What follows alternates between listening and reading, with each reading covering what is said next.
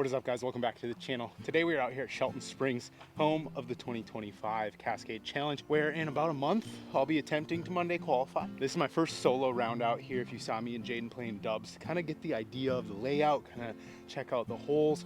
Today, straight up, we're gonna see what we can do. We gotta kind of figure out the expectations, honestly figure out if I'm able to shoot a good score out here. There's 3 keys to disc golf: driving, approaching, and putting. You need all 3 to do this sport. Hole number 1, 320 feet.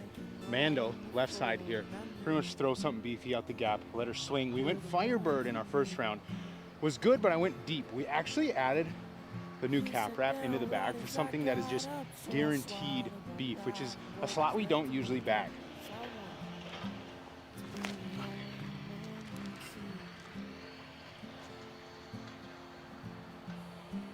Not sure. Out of the hand, I thought that cap wrap was too sawed off. I'm sitting like bullseye's edge. There we go. We're on the board. We'll take it. Hole number 2, par 5, 965. Basically, you want to go really far, dead straight. We're gonna go DD1. Yeah, that'll play. I'm not really trying to bite too much off on this hole because I know if I just throw a smoothie, it's gonna go laser beam straight and not get me any trouble. Pretty solid shot there. DD1 for me is like my most consistent driver.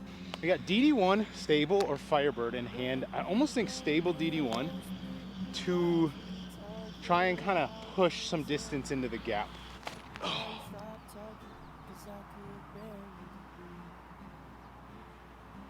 This actually got up in here a little further than I thought. Kind of got a little wide open upshot here. We're gonna try and just be smooth and throw PX3.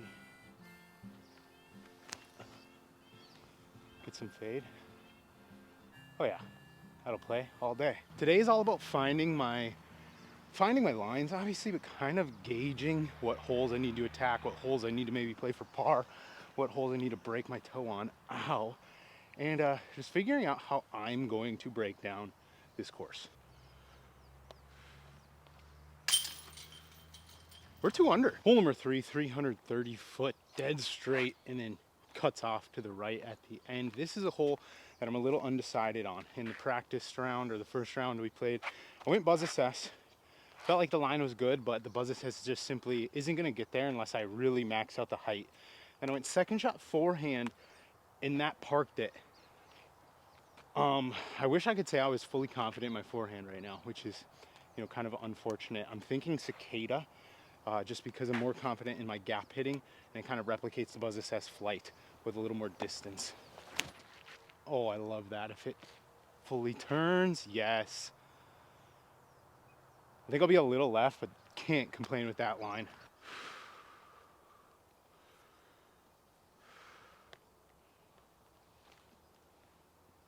You know, didn't miss it short. We're taking those today. Committing to the putt. We're even gonna use a mini today. Why not?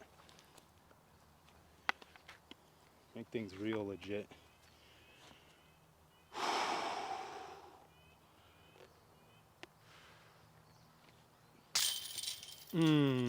That's not good. Well, that's why we get birdies early. Dang it.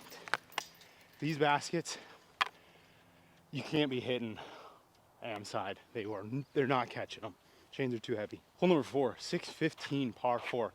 I really like this hole. I thought I knew the line. I thought you maybe wanted to get left, but now that I realized, I think left is a little more blocked off. We're gonna go flip your DD1, try and kind of late flip it or just keep straight down the fairway. Dang, I kind of babied that on hyzer. Luckily, it's a pretty flippy disc. We'll have something, I think. There's a premium on at least just flying the fairway on the holes out here at Shelton. As much as you want to be perfect on the end of your flight, I think covering ground and progressing forward is really the most important. So that's going to be objective number 1. And then landing in the perfect spot is objective number 2. Although this isn't the best spot, we actually got super lucky. And this is kind of a nice little fairway. A little steep hyzer flip. Hit my gap.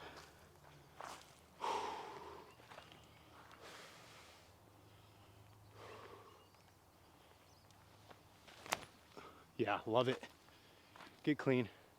Yes. Okay, we're at least like sitting circle 2. We gotta look. I figured I'd be kind of over there, circle 2.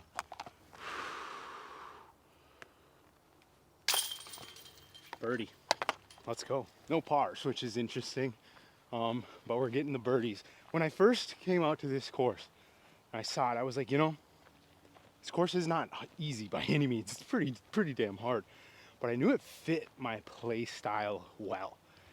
And I knew if I could throw how I know I can throw. I know we're only 4 holes in, guys, but I know I can hit these lines out here. So I'm excited. A little momentum starting out. Hole number 5, 380 feet. This hole got me, to say the least. Last time, I didn't miss the Mando. I basically hit the Mando and came up short of it. As you can see, Mando up there. It's like the nicest, like pushing hyzer line that you could ever imagine. Great hole. I think we're gonna go more stable DD1 actually. I went like really flippy, pushy Firebird the first time through, but I think at 380 feet and how far it's gotta get left, I think this is a better play. Just gonna try and commit to the distances today. I oftentimes play slower and come up short. Don't want to do that.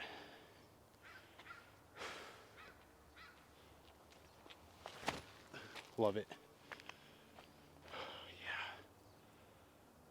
Oh, push the back wall just a touch. That was the only thing I was worried about, but we're down there. Almost think just a little forehand turnovers to play. Yeah, skip up to 10. 450 foot par 3, dead straight out there. Brand new tee pad, it looks like. We played from that one last week, and it's definitely an easier shot. Still very similar, but you really got to keep it straight off the tee. I think I'm gonna go hyzer flip DD1. Gonna go with the hyzer attack just to get my most stock release and then hopefully get a little flip. Also, there's probably wind out there, and I wish I remembered. I think it's gonna be a right to left actually, but let's see what we got here. Oh yeah. Oh, I should be putting with just a touch more height. We'd have probably got the pin high.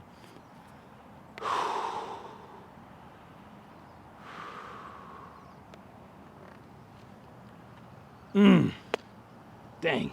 This would be a great 2 to get, but not really gonna complain.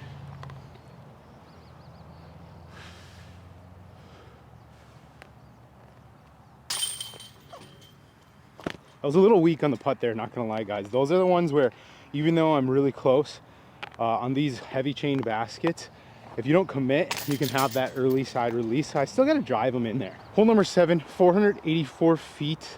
Says it's a par 4 on here. I'm pretty sure for the DGPT layout, it is just a par 3, which kind of changes the game plan, because when we played through here first, I threw a forehand layup shot. And now that I know that it's a par 3, it's one that I want to attack. I'm just gonna go DD1 turnover again, because one, I've already at this point in the round, I'll have thrown that shot a bunch of times, so it's feeling good. And my forehand at this point in the round will probably be not used yet, so I like to keep the same rhythm going. I am gonna run out here quick and check the wind, because this part of the course, little left to right. Okay, so should be able to smack this on some hyzer and get that late flip. If you can see that white sign up in the tree, you kind of want to hit the gap maybe 15, 20 feet left of it.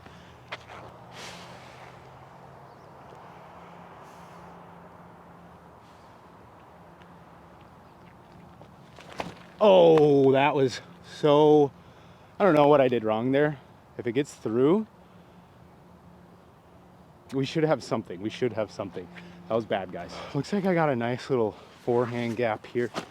Should be a nice A3 shot, just because of my knowledge of the green. Not that it's a ton. I know that going deep of the green, kind of backside, is definitely the better play than trying to kind of sneak it in short.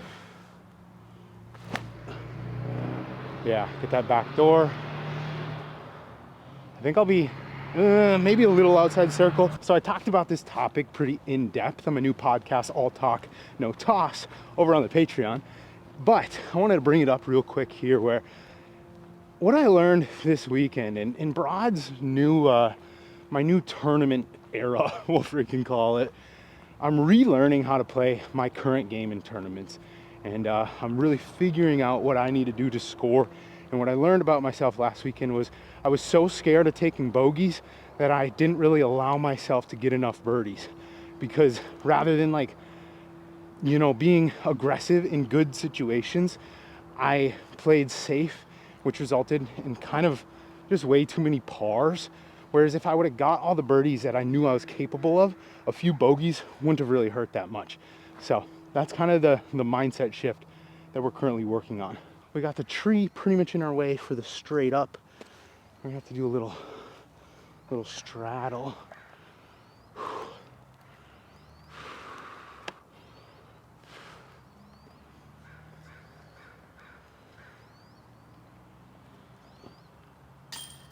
Oh, DGPT hole number 8, 310 foot par 3, dead straight.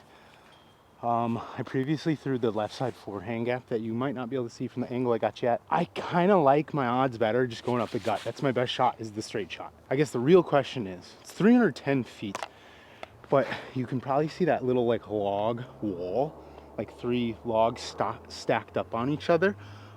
Makes you have to get it there. You gotta get to the green unless you're freaking Andrew Marweed or Gannon Burn. You can putt from anywhere. I'm not that guy. So normally I'd be a Buzz Assess guy, but I think because I want to get it there, I'm probably gonna go Cicada, because I'd rather go a little deep and be confident than come up short.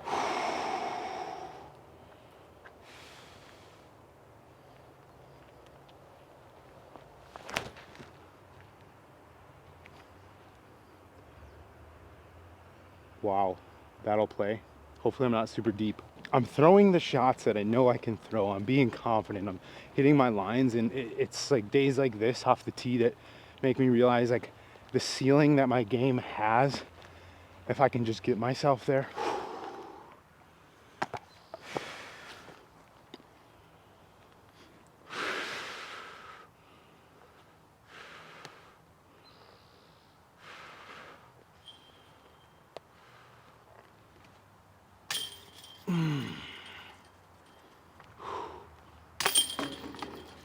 Hole number 9, 510 footer par 4.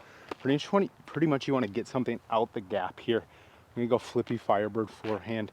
First forehand of the day, so we'll see. That's kind of the only reason why I kind of want to go backhand, but you gotta send one eventually. Oh man, we didn't miss the gap, or didn't miss the Mando. That basically does it for me, where I'm no longer going to be throwing the forehand off this tee.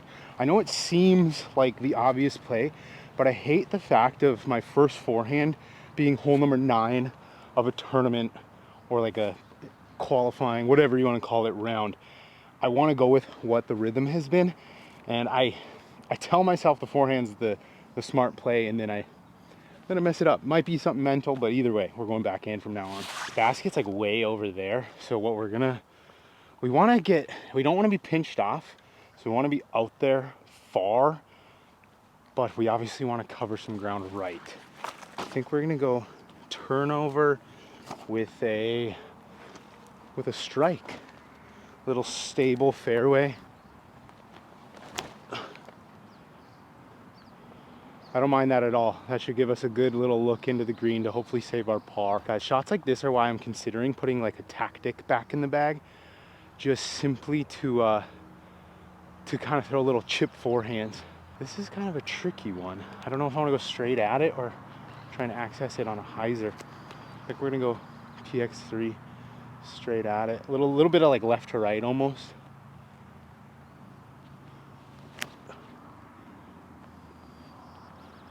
Yeah. Par save. Gotta be able to do that. We made it to the back 9, heading into hole number 10 here. We are 1 under par, which I'm happy with. We're playing, I feel like, a pretty clean round. Feeling good. We're gonna go Buzz Assess here. How far is this one? 285, but it's an island hole, and if you come up short, you're toast, obviously. So you gotta get it there. I don't know. We're gonna just commit to this. I like the line, kind of the left to right, slight bit of turn.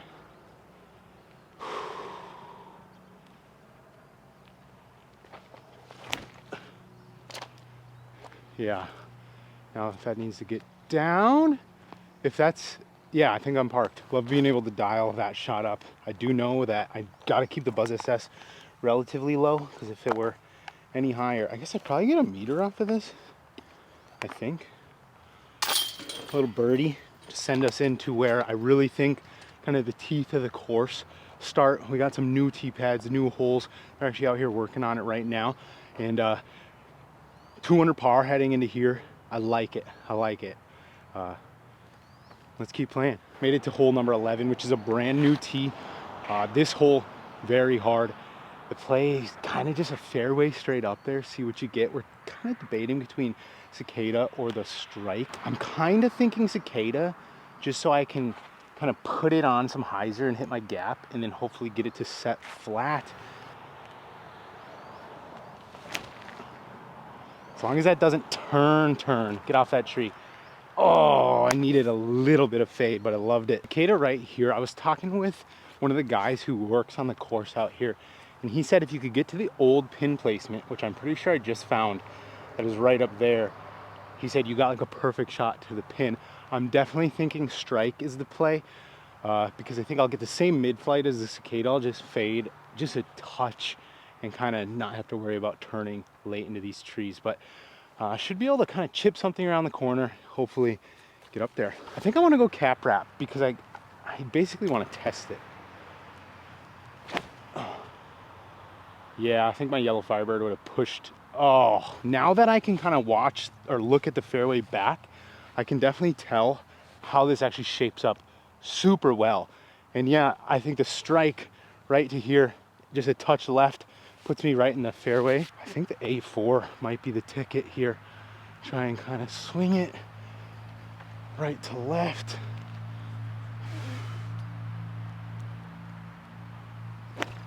Oh, I burned it. Get lucky. All right, we're gonna have a little putt. Dang.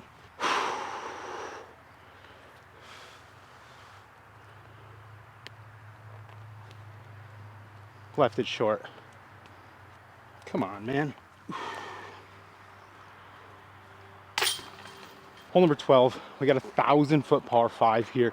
This thing is a beast. You can kind of see where the chips come in and the corner bends around.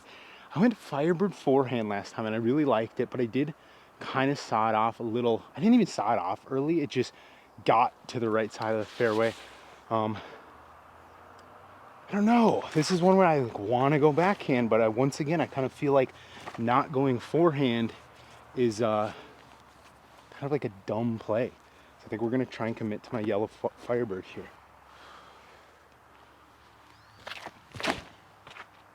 Dang it.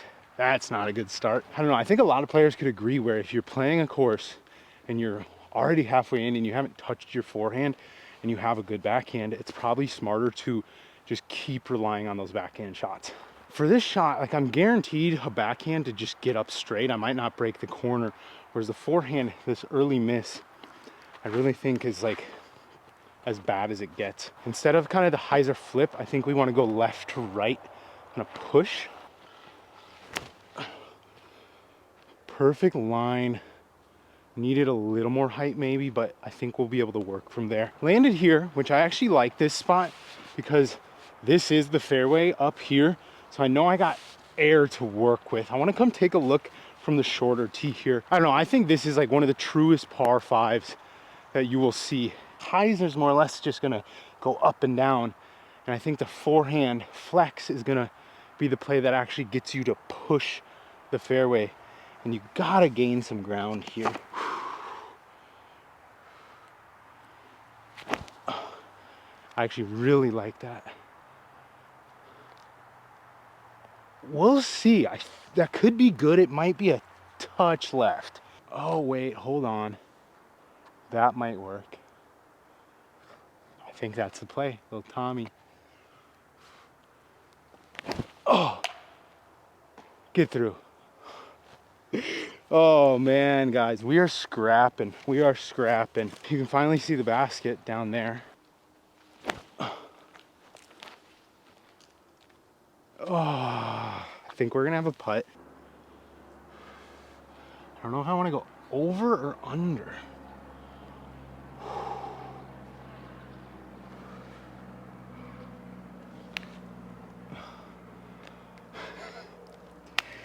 There just wasn't much of a swing here.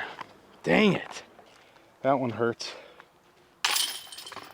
At this point, we've probably been on that hole for like 20 minutes, but it's an interesting one because obviously my tee shot was as bad as it gets almost. I was still in the dead center fairway, so I could recover. But a double bogey with the amount of scrapping I did actually gives me hope that if I lace like a little turnover DD1 fairway driver off the tee and then play two in front of the short pad and then lace something up there, I should have like a look at, I don't even want to say like a look at a putt for birdie, but I want to be able to see the basket on my fourth shot. Would be great. And then, you know, hopefully get it up there, get your par and get out of there. All right, so we got a brand new hole here. One of my favorites out here. It's pretty much a 90-degree turn to the right once you get up there. So it plays 765. It's kind of like this, like the same shot twice in a way, like kind of like a fairway driver. Last time I went Cicada and I loved it, but I kind of turned it a touch early. Whereas I learned that actually being faded just a touch left is probably the better play. So we're gonna go with the strike here.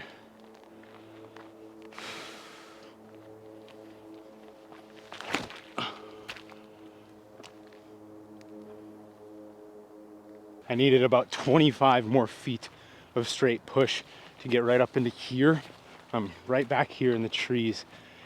Now I gotta kind of figure out what the smartest play here is, because this fairway is so tight that, you know, there's kind of a premium on maybe landing just right here so you have the straight at it shot. Because honestly, unless you do something absolutely bonkers, you're not really gonna make up much distance in my mind. Perfect. Oh, did I push that like 2 feet too far left? I'm gonna have to step out, do a forehand. Get clean. Pretty solid shot, honestly. Happy with that. It's time to make a putt.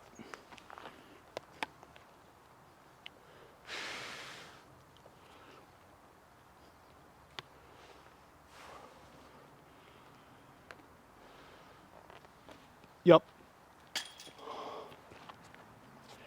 So we went bogey, double bogey, bogey on what I would consider the hardest stretch of the course, because these are the holes where I know if I can come in with a decent score into these three and come out even par, we're gonna be happy with that. 412 footer here, dead straight, drift a little bit off to the right. This is a pretty nice hole. This is kind of a hole where the first time I went here, or first time I played here, I threw my super beat up Firebird, got it to pin high, just a touch left. And it's one of them shots where I feel like I could throw that, but I gotta stop coming up a little short, you know what I mean? So we're gonna go DD1. We're trying to get there, you know what I mean? Gotta get birdie opportunities.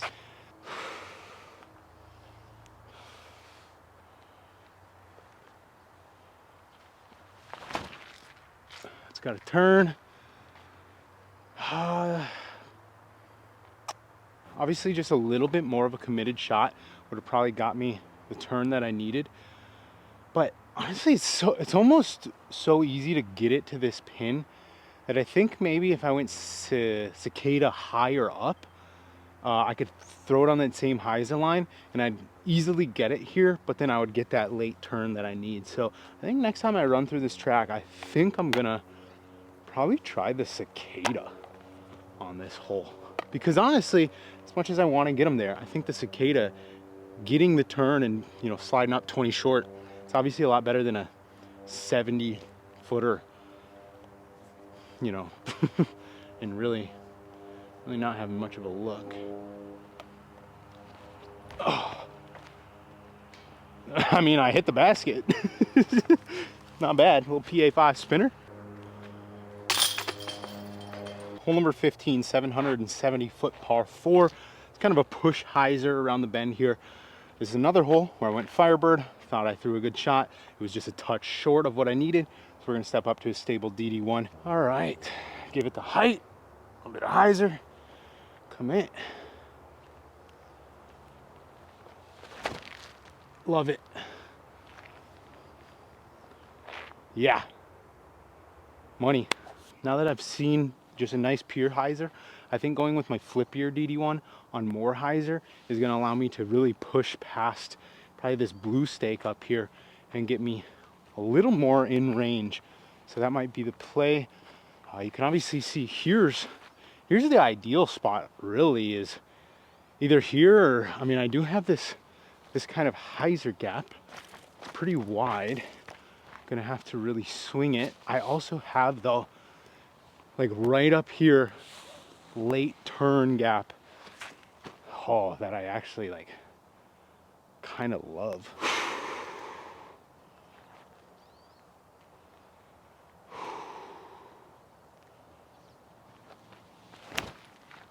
Oh, I backdoored it, guys. I'll be honest, but that is so good.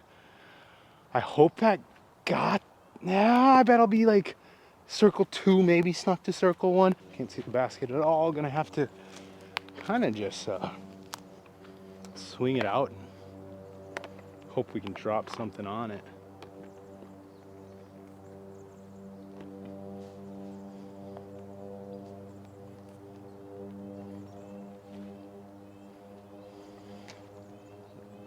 We swung it out, that's for damn sure.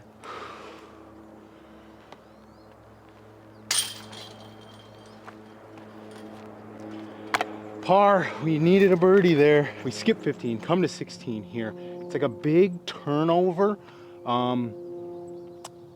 Travels pretty far right. I'm thinking either Cicada or Strike, kind of on more of a forced line, but I think my heart is telling me Cicada. Oh my gosh. Oh my gosh. Holy, did I get away with one there, guys. Wow. So not to just continue to yap constantly, but that is also the whole point of this. Now that I see this hole and I've walked the fairway, it really is less of a, I don't know, it's a little not as far right as you think it is maybe, and it's actually not as far. Like the illusion is that you want to push this deep gap, but you actually want to come into this early gap. And so I still think I'd go Cicada, but I was really trying to give it the height to work and get over because I thought it needed it. But I think if I kind of just throw it like my standard hyzer flip to late turn, it'll be just fine and it'll get there. So obviously with the Monday qualifier being the whole point of this, I would assume they have live scoring. You're gonna be able to check the scores, see what you need to do. I'll be in a situation here where this is a good, got circle 2's right there, so we're in circle 3. But the reality is, at this point, I'm sitting a few over par, and if I don't birdie, there's probably no chance.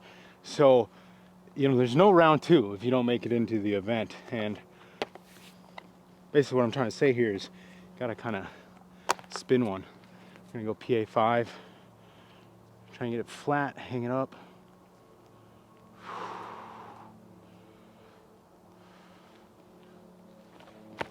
Did it. Oh, come on, PA5, what are you doing? Made it to hole 17, 315 foot par 3. This is another one of them holes where, so the last hole, it's a big turnover, and we skip like a beautiful wooded straight shot that I think would film really well, that I would say would look amazing on Disc Golf Network, that would maybe look amazing if someone were to ace it and get a lot of exposure. And then we come to hole 17 here, and we're playing another complete turn around the bend, wooded blind shot. But then we got a tee pad over there that's 350, beautiful tunnel. But it is a simple straight to hyzer shot, but I bet it films really well. And it's one of them things where I understand that these holes are gonna be a lot harder the big bender turnovers to birdie, and it's going to create scoring separation. But man, in terms of like the aesthetic of the filming of these shots and getting to view the whole flight of a disc in one shot, not having to cut cameras, the skipped hole and the long pad of this hole, so much better in my opinion. But I get it, I understand it. This is a super tight little gap here. You really got to get it to move to the right. We're gonna go buzz assess, nice and high, turn it.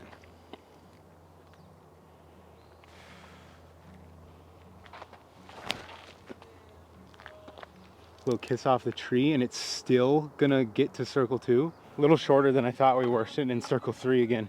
This is one of them holes where I think because of my buzz assesses, I consider it a hole that I'm able to get, and it's a pretty tricky shot off the tee, but I really enjoy it. Unfortunately, I mean, we're gonna try and get our PA5 there, but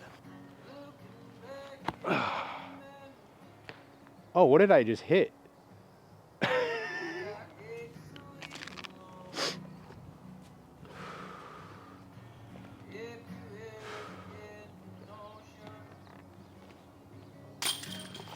Hole number 18, 630, par 4. We're gonna go strike. I want to really commit to it. See the stability, hit it flat. You pretty much just want to get straight up there and give yourself a hyzer up shot.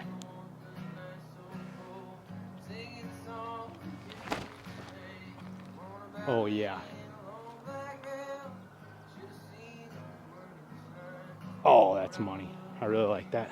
Perfect landing zone. Honestly, I was a little nervous off the tee to throw this strike because in the doubles round, I threw my DD1, but I kind of shanked it off a tree, so I didn't get to see how far it flew. But I was just looking at this, and I was like, I don't think I need distance driver. Could I maybe try and go like a higher pushing shot to get up in there? Yes. But I think the consistent fairway shot to here gives me the outside hyzer mid-range shot, which I kind of like the play for. So we're gonna go ultra.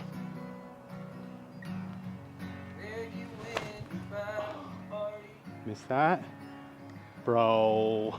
That's like the tree you basically try and fly around, and you probably got a good shot. Oh, little one fingy pop up shot here. Get out of here with a par. Safe to say, I know where I need to improve.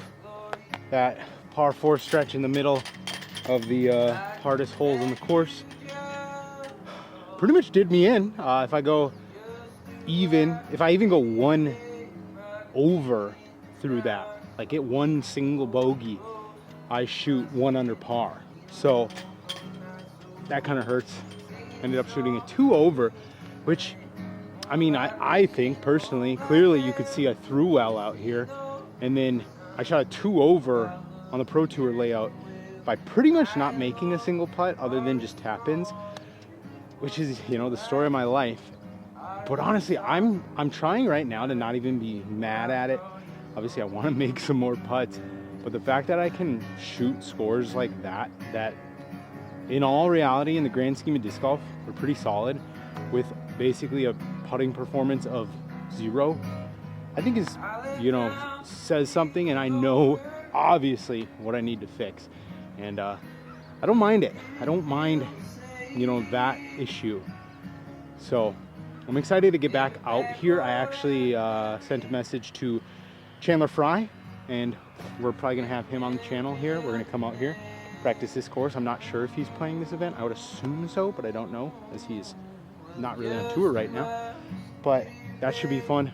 Maybe see some local lines. Obviously, I'm gonna try not to be too influenced, because I want to play my game.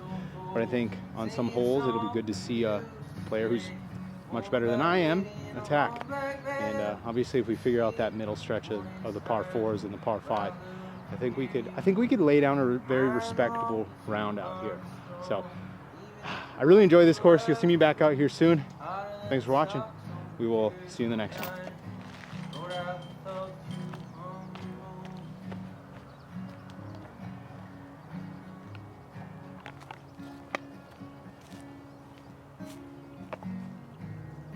creator of Frisbee Club, The man, motherfuckers. the man, the myth. And right here, I have a frisbee bag. It holds all my frisbees, the ones I like.